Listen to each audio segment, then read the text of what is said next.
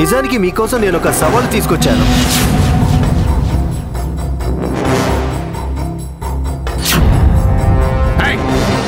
నీకు ఇంత దుస్సాహసమా? నువ్వు నిండు దర్బారులో మా ఎదురుగానే మా మహారాజుకే సవాలు చేస్తున్నావా?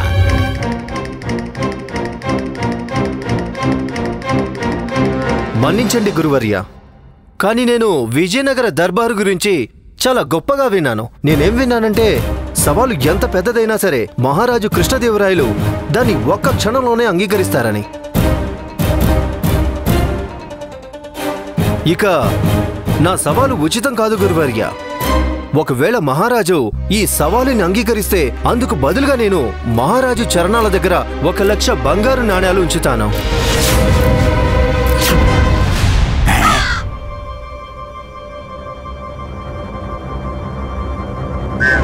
బంగారు నాణేలా? ఇంతకీ నీ సవాలు ఏంటి సిరాజ్? ముందుగా దాని గురించి చెప్తే మంచిది. చాలా తేలికైంది మహారాజా. కేవలం మీరు ఈ బొగ్గుల సంచిని అమ్మాలి.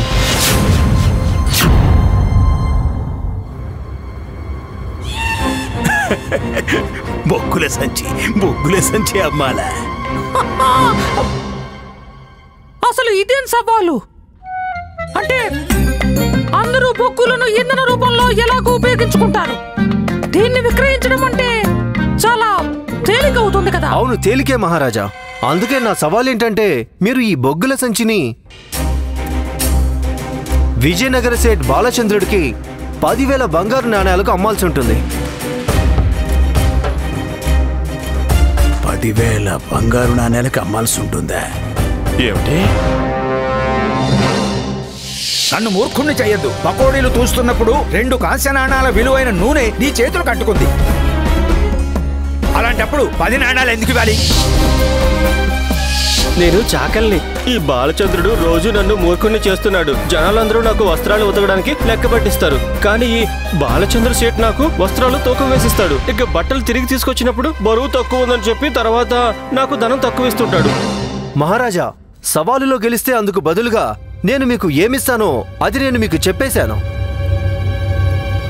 ఒకవేళ మీరు ఈ సవాలులో విజయం సాధించుకుంటే అందుకు బదులుగా మీరు నాకు నేను మీకు ఇస్తానని చెప్పినట్టుగానే 1,00,000 బంగారు నాణేలు ఇవ్వాలి.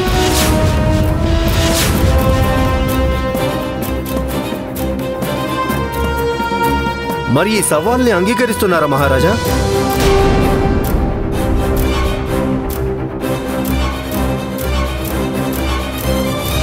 మేము మీ సవాల్ని అంగీకరిస్తున్నాము. పండిత రామకృష్ణ తరపున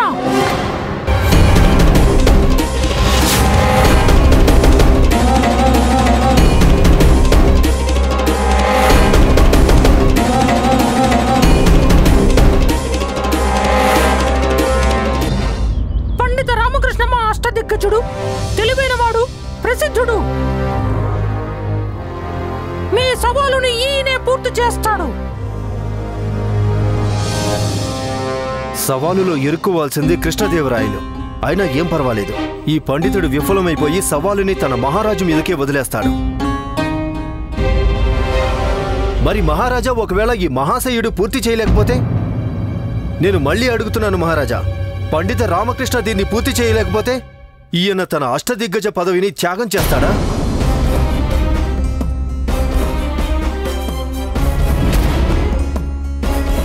పండిత రామకృష్ణ మహారాజా, మీరు ఈ సవాలుని అంగీకరిస్తున్నారా?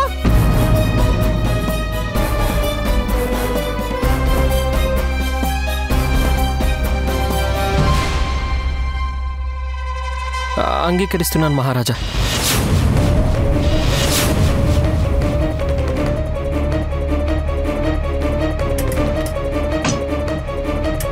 మహారాజు శ్రీకృష్ణదేవరాయల వారికి, మహారాజు శ్రీకృష్ణదేవరాయల వారికి, మహారాజు శ్రీకృష్ణదేవరాయల వారికి.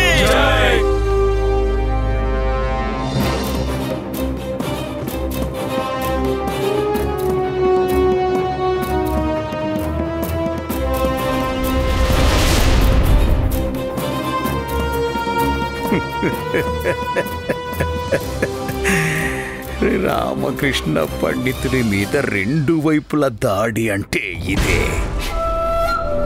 ఆదినాథ్కు మరణశిక్ష పడింది, ఇక రామకృష్ణ పండితుడు తన అష్టదిగ్గజ పదవిని త్యాగం చెయ్యక తప్పదు. ఒకవేళ రామకృష్ణ పండితుడు ఈ సవాలుని పూర్తి చేయలేకుంటే ఇక తన అష్టదిగ్గజ పదవి పోయినట్టే.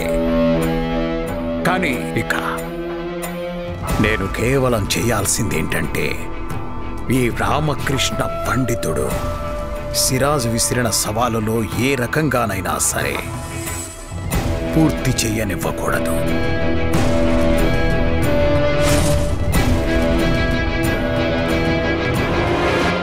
మరి వెళ్దామా పండిత రామకృష్ణ సేఠ్ బాలచంద్రుడికి బొగ్గులు అమ్మడానికి?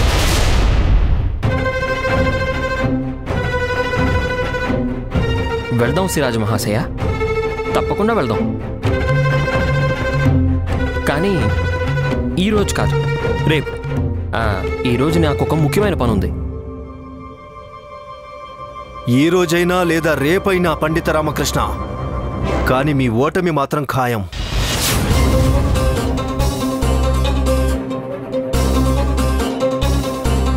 అది రేపే తెలుస్తుంది సిరాజ్ మహాశయ. సరే అయితే పండిత రామకృష్ణ, రేపు కలుద్దాం.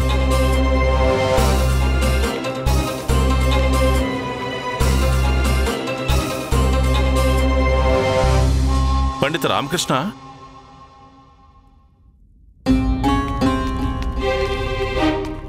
చూస్తుంటే మీకు సేఠ్ బాలచంద్రుడి గురించి ఏమీ తెలియదనిపిస్తోంది. తనలాంటి పిసినారి గురించి నేనెప్పుడు చూడలేదు, ఎక్కడా వినలేదు. నీకెంత ధైర్యం ఉండాలి నువ్వు నా ఆజ్ఞనే ఉల్లంఘించడానికి? నేను చెప్పాను, వద్దని చెప్పాను, అయినా కూడా నువ్వు నా మాట వెళ్ళలేదు. సేట్ బాలచంద్ర, అంతగా కోపడకండి, తను బాలుడి కదా. అరే తిని గుర్రంలా మారిపోయాడు వీడు. నీకు బాలుడిలా కనిపిస్తున్నాడా? ఈ చెవటకు నేను చెప్పాను ఒక్క మెట్టు వదిలి ఎక్కమని, చెప్పులు తక్కువగా అరుగుతాయి అని. అయినా వీడు 2 మెట్లు ఎక్కేసెక్కాడు. మంచిదే కదా, చెప్పులు తక్కువగా అరిగిపోయి ఉంటాయి. చెప్పులు తక్కువే అరిగాయి, కానీ వీడి ధోవతి చిరిగింది. దాని సంగతి ఏంటి? చాలా విచిత్రమైన వ్యక్తిలా ఉన్నాడే. పైగా ఇంత పిసినారా? పండిత రామకృష్ణ, అలాంటి పిసినారికి మీరు ఒక బొగ్గుల సంచిని 10,000 బంగారు నాణేలకు ఎలా అమ్మగలరు? నాకు అసలు ఏమీ అర్థం కావడం లేదు.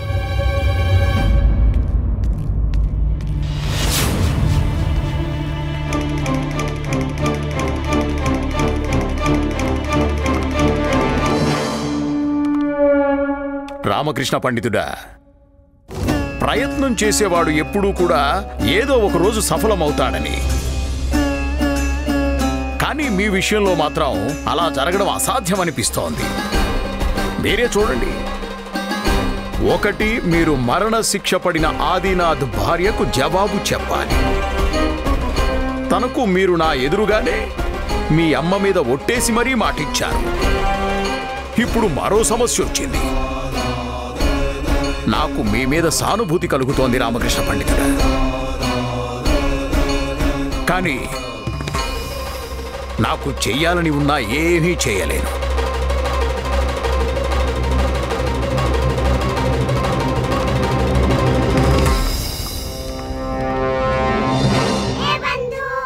రామా, తాతాచార్య చెప్పింది నిజమే. వెంటనే ఈ సమస్యల్లో నుంచి బయటపడటానికి ఉపాయం ఆలోచించు. లేదంటే అష్టదిగ్గజ పదవి కూడా త్యాగం చేయాల్సి ఉంటుంది. అలాగే దర్బార్లో నుంచి కూడా తీసేయబడతావు. అవును బంధు, నాకేమీ అర్థం కావడం లేదు. ఆ ఆదినాథ్ నిండు దర్బారులో తనని తాను అశుభం అని ఎందుకన్నాడు?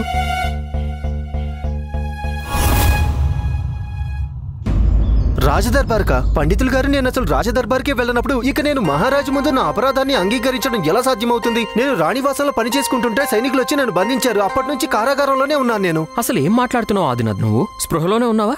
నువ్వు నా ముందే అక్కడ. నేను నా కుటుంబం మీద ఒట్టేసి చెప్తున్నాను, నేను రాజదర్బార్కు వెళ్ళలేదు. ఆదినాథ్కి ఏమీ గుర్తులేదనిపిస్తోంది. నిన్ను కారాగారంలో ఎవరైనా కలవడానికి వచ్చారా? వచ్చారు, గురువర్యులు వచ్చారు. భగవంతుడు ఆయనకు మేలు చేయాలి. ఆయన చాలా దయగలవాడు. నా కోసం ఆయన ఆ మహేశ్వరుని సంకట హరణ భస్మం తీసుకుని వచ్చారు. ఒక అపరిచిత వ్యక్తి గురించి తన మనసులో అంత దయ. అందుకే ఆయన రాజగురువు పదవిలో ఉన్నారనుకుంటా. గురుదేవులు